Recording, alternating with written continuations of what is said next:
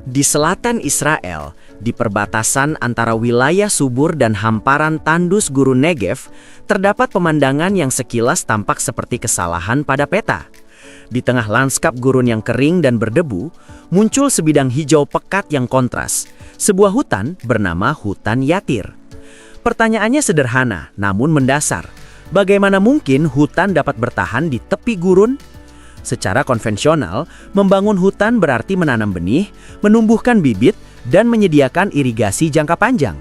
Pendekatan itu pernah dilakukan. Namun dalam kondisi gurun, metode tersebut lambat, mahal, dan dalam jangka panjang hampir tidak realistis untuk skala besar. Israel memilih pendekatan berbeda.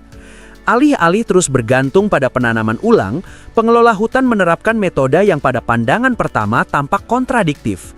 Mesin-mesin berat memasuki kawasan hutan dan mencabut pohon beserta akarnya. Tindakan itu terlihat destruktif, seolah-olah hutan sedang dihancurkan. Namun, operasi tersebut dilakukan dengan sengaja. Tanpa intervensi ini, banyak pohon justru akan mati secara massal. Langkah yang tampak keras itu memicu efek ekologis penting, mengurangi kompetisi sumber daya di antara pohon-pohon yang tersisa. Hasilnya, bukan penyusutan, melainkan perluasan dan stabilisasi hutan.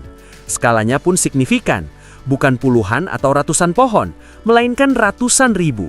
Saat ini, sekitar 1 juta pohon tumbuh di kawasan tersebut. Dalam konteks yang lebih luas di tepi utara Negev, sabuk hijau yang dibangun sejak dekade 1960-an mencakup area sekitar 15 mil persegi dan terdiri dari kurang lebih 4 juta pohon. Sebagian besar adalah pinus Aleppo yang tahan kekeringan. Latar belakang proyek ini bersifat strategis. Pada tahun 1960-an, menjadi jelas bahwa Negev terus merambat ke utara.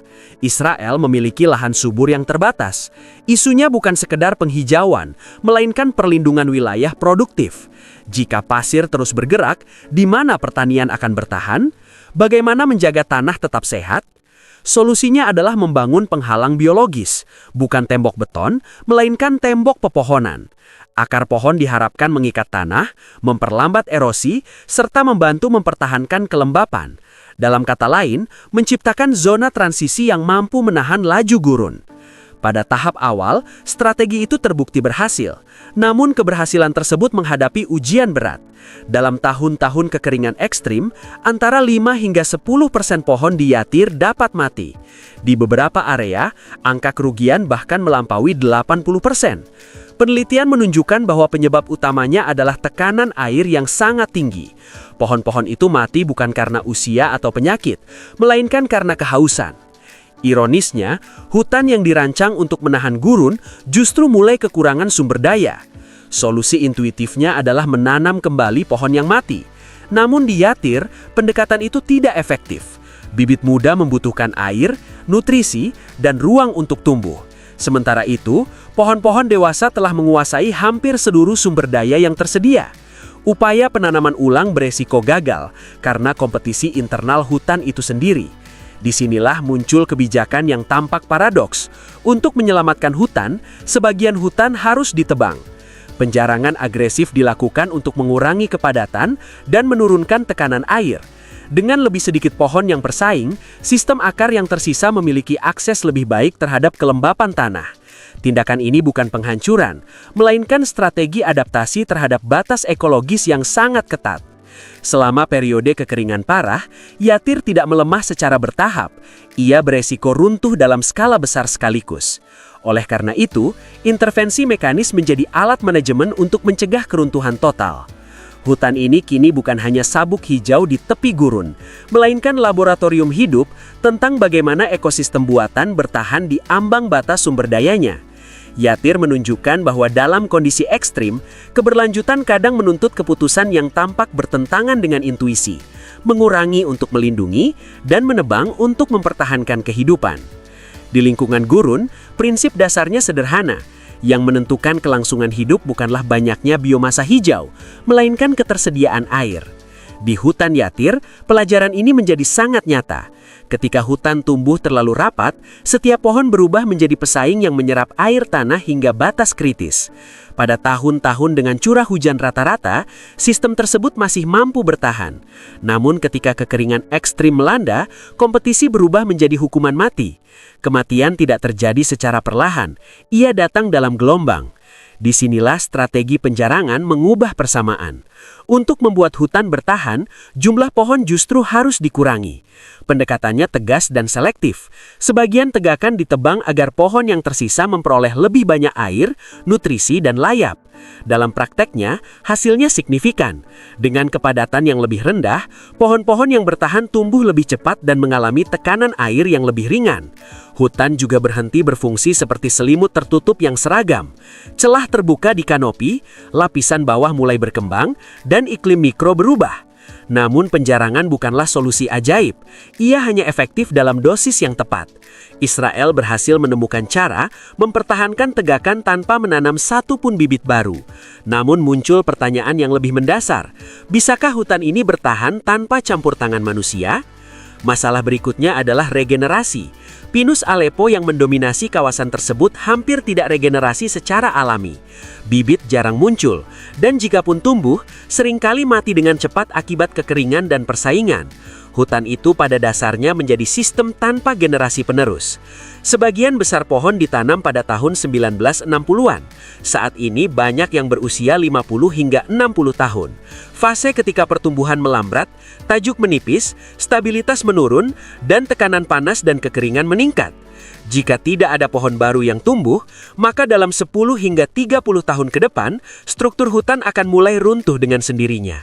Setiap tahun kering akan melebarkan celah. Israel bergerak ke dua arah. Pertama, mempertahankan air di lanskap. Di Yatir, dibangun sistem teras untuk memperlambat aliran air hujan dan meningkatkan retensi kelembaban tanah. Upaya ini membantu pohon tua mengurangi tekanan dan memberi peluang lebih baik bagi bibit potensial. Kedua, mengubah komposisi hutan itu sendiri. Strateginya adalah secara bertahap mengganti sebagian profil hutan yang rentan dengan spesies dan semak berakar dalam yang lebih tahan panas dan kekeringan dibanding Pinus Aleppo. Tujuannya bukan lagi sekedar menyelamatkan pinus, tetapi memprogram ulang ekosistem agar lebih stabil dalam jangka panjang. Namun, tantangan berikutnya datang dari sumber yang tampak sederhana, kambing dan domba. Hewan ini sengaja dilepas liarkan karena berfungsi mengurangi rumput kering dan semak yang dapat menjadi bahan bakar kebakaran hutan. Tetapi pada saat yang sama, mereka memakan tunas muda dan semak yang berusaha tumbuh di bawah naungan pinus. Terbentuklah lingkaran tertutup. Untuk mencegah kebakaran, dibutuhkan pengembalaan. Namun untuk memungkinkan regenerasi, pertumbuhan muda harus dilindungi dari hewan yang sama.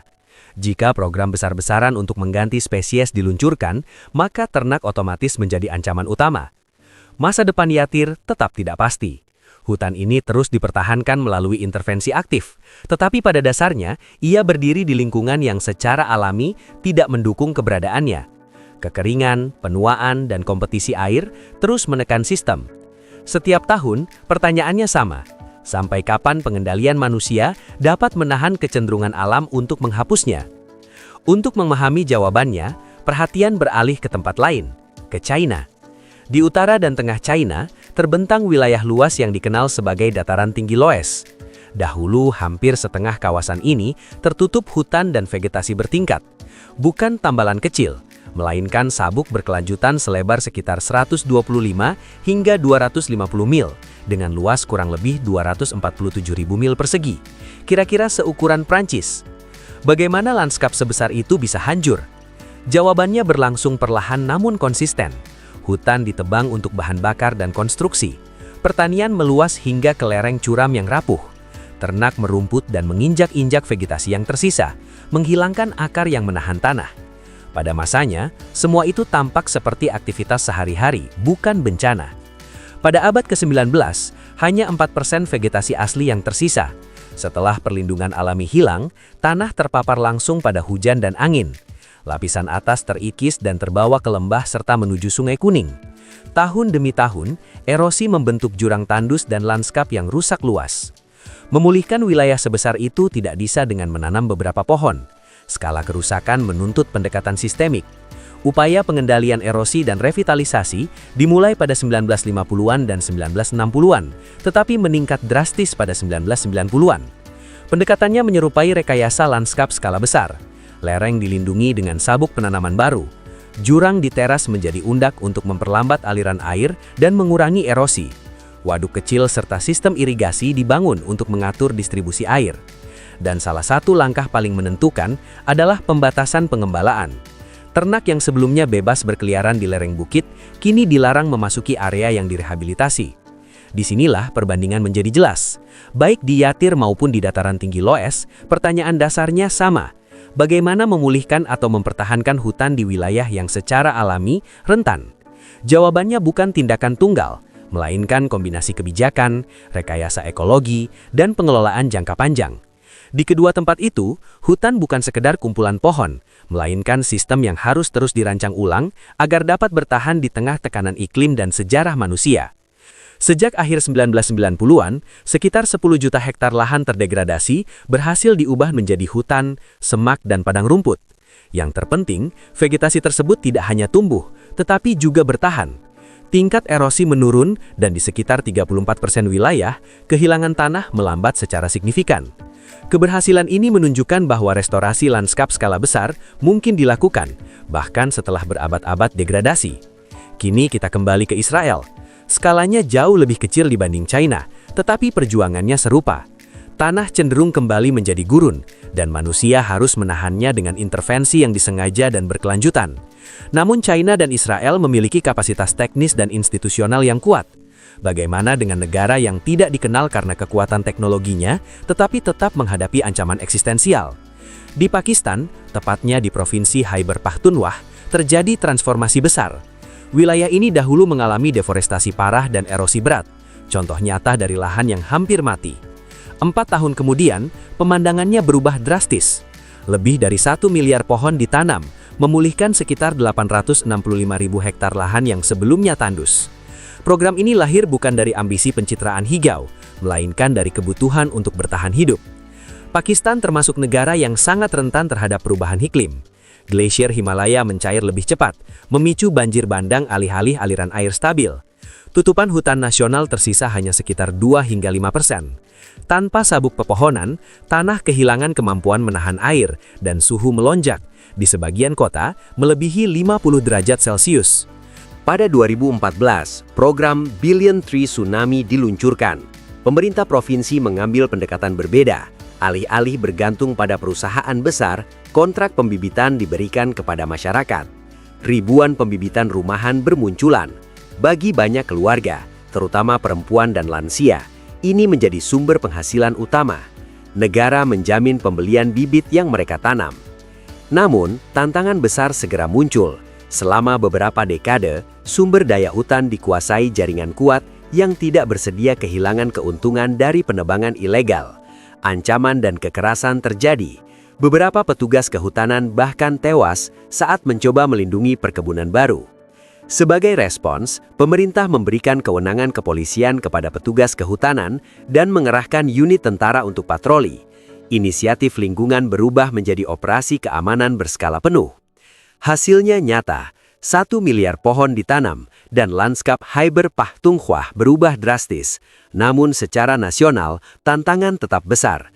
Maka pada 2018, Pakistan meluncurkan target baru, 10 Billion Tree Tsunami, memperluas program ke seluruh negeri. Hingga 2024, lebih dari 2,2 miliar pohon telah ditanam.